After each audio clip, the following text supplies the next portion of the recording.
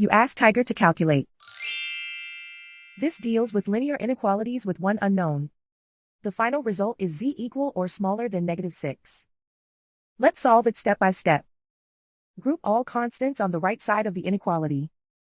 Subtract 64 from both sides.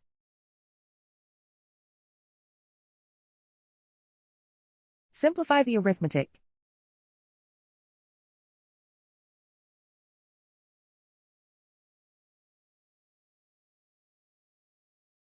Isolate the z. Divide both sides by 6.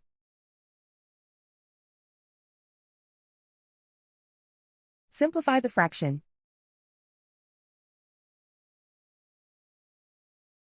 Find the greatest common factor of the numerator and denominator.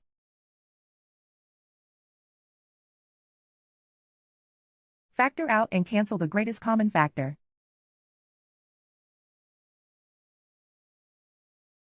Plot the solution on a coordinate grid. And so the final result is z equal or smaller than -6.